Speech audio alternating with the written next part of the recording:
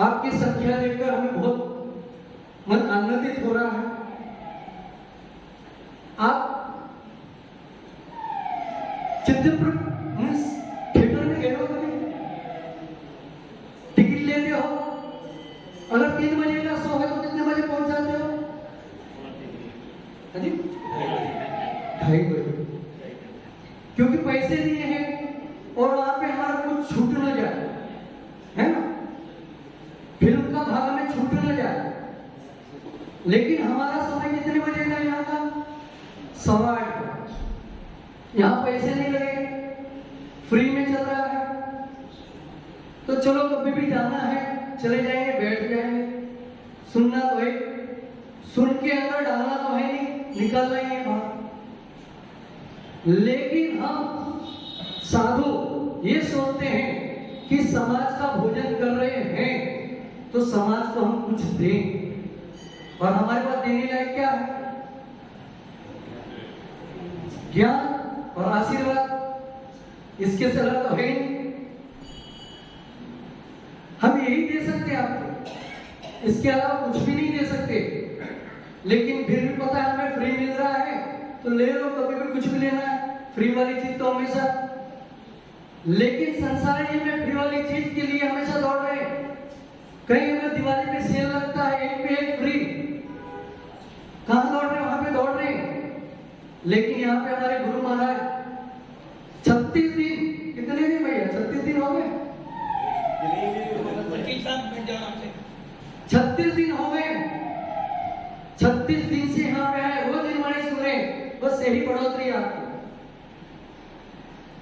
हमें जिनवाणी सुहाती नहीं, और कहा भी आचार्यों ने, जिसका पुण्य कर्म हो वही जिनवाणी सुन सकता है, वरना कोई सुन नहीं सकता।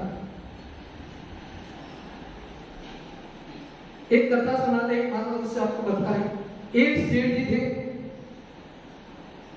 जिनको पुत्र यानी संतान की प्राप्ति नहीं हो रही थी, वो भटक रहे थे बहुत सालों से। एक मुनि महाराज पधारे, उनका आशीर्वाद लेने पहुंचे। देखो मुनि महाराज जाते वहां पे सब दर्शन करने जाते, उनके दर्शन करने गए, उनसे निवेदन किया, हे गुरुवर, हमारे संतान की प्राप्ति हो, संतान नहीं है हमें। तो आचार्य ने यही कहा, देखो, और कभी भी मुनि की वाणी कभी गलत नहीं होती, और मुनि कभी भी व्यर्थ में मुंह नहीं खोलते। तो उन्होंने कहा, ठीक है, आपकी संतान तो हो जाएगी, लेकिन मेरी एक शर्त है। मंत्री जी सुन लो, हमारी एक शर्त, हमारी नहीं, गुरु की एक शर्त थी कि संतान की उत्पत्ति होते ही आपको दीक्षा लेनी होगी। अब सेठ तो था, चलो कि कहीं संतान की उत्पत्ति, और बनिए हमेशा ज्यादा होशियारी होते हैं, बनिए की जात हमेशा होशियार होती है। कभी कभी आपने भारतवर्ष में देखा होगा कि कहीं कहीं पे बोर्ड लगा होता है सरकार द्वारा, क्या लगाया होता है, भारत की उत्कृष्ट नागरिक बनिए। समझ में आया? नहीं समझ में, बाद में सोच के समझ लेना। भारत के उत्कृष्ट नागरिक बनिए। उन्होंने क्या, ठीक है महाराज जी, दीक्षा ले लेंगे। अब कुछ साल हुए, उनके संतान की उत्पत्ति हुई, अच्छे से चल रहा था, संतान धीरे धीरे बड़ी हो रही थी। पुनः उस गांव में आचार्य जी का आना हुआ, तो आचार्य जी का देखा कि भैया अब तो दीक्षा ले लो।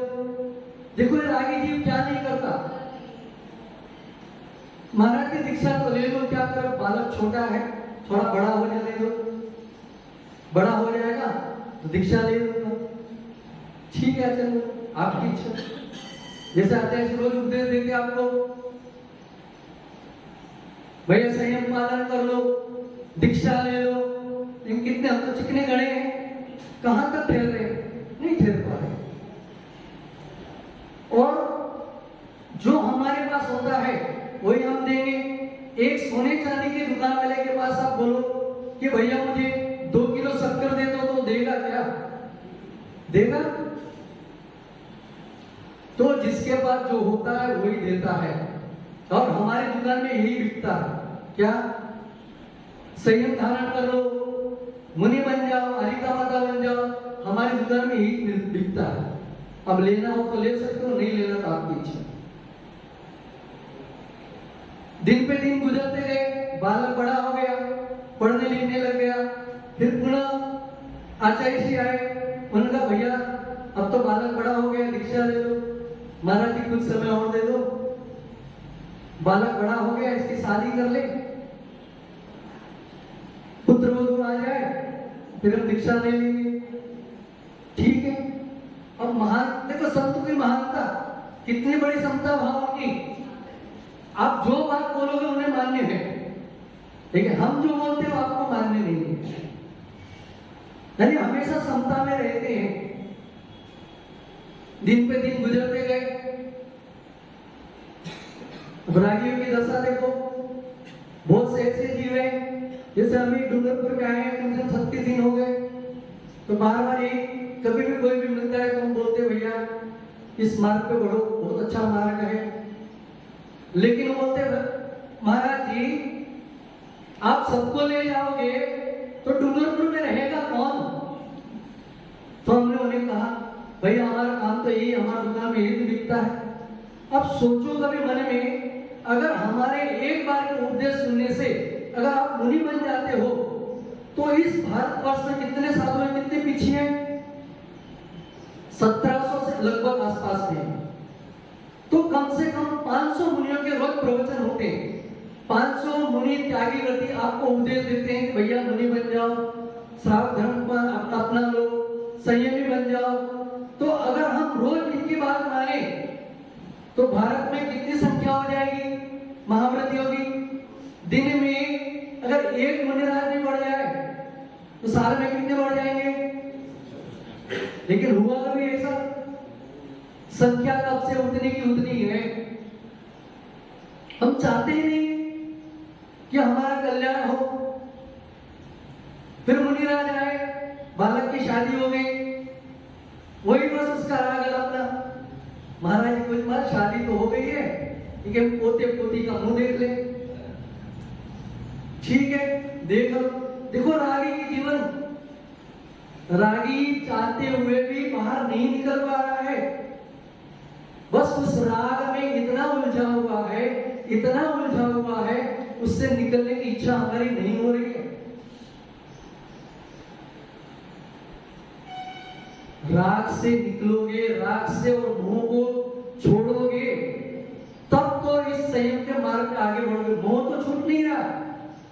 मोह रूपी वस्तु को छोड़ो, जो मोह तुम्हारे घर में है उसे छोड़ना ही पड़ेगा। ये सब परद्रव्य हैं, खाली पढ़ने लिखने से परद्रव्य नहीं होते, इसे मानना भी पड़ेगा।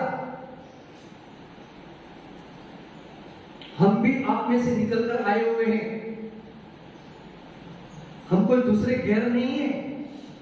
हमने भी छोड़ा, आपने जो नहीं किया वो हमने किया। बस लक्ष्य एक ही था कि बनना है। ठीक है, फिर मुनि महाराज आए, महाराज जी अब पोते पोते की शादियां करा दे, फिर आगे बढ़ेंगे। मंत्री जी सही बात है,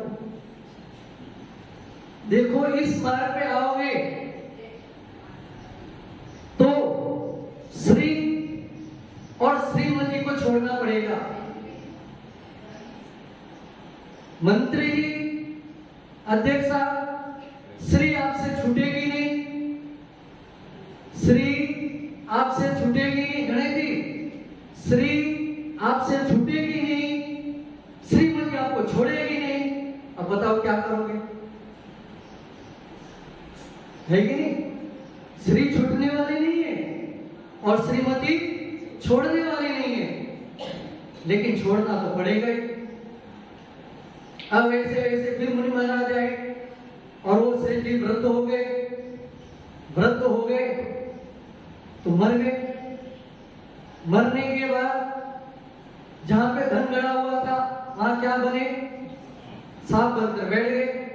अब वहां पे संपत्ति लेने जाते पुत्र वगैरह तो सांप डसने को आता। तो उन बड़े बालकों ने सोचा अब क्या करें? एक सपेरे को बुलाया तो सपेरे ने क्या आइडिया दिया, भैया इसकी जहां बांबी है, जहां रहता है, वहां पे आप गरम गरम तेल डाल दो। अब गरम गरम तेल डालने से सांप मर गया। ये सांप का जीव कौन था? वही सेठ। सेठ ने अपने मनुष्य जीवन में आचार्य श्री के कहने पर भी संयम को धारण नहीं किया और मर करके सांप बना, और सांप बन करके भी उससे फिर मरना पड़ा। तो सोचो हमारे मुनि महाराज कितने दिन से आपको बता रहे हैं? 36 दिन। आपको याद नहीं होगा, हमें तो याद है कि हमको जल्दी से निकलना है। 18 दिन नहीं, 36 दिन। 18 दिन हुए नहीं, रात का दिन।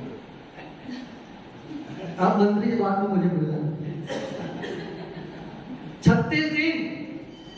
36 दिन में कम से कम कितनी बार रोज उपदेश दे रहे हैं कि भैया घर वालों से 36 का आंकड़ा बनाओ और घर से निकलो। लेकिन हम न तो घर वालों से 36 का आंकड़ा बना पा रहे हैं, तो घर से निकल नहीं पा रहे। आपके सामने एक जीव बैठा है, गृहस्थी भी चलाई, गृहस्थी के शादी के आप आए थे दीक्षा में? हमारे नहीं आए थे, कोई भी नहीं था इसमें।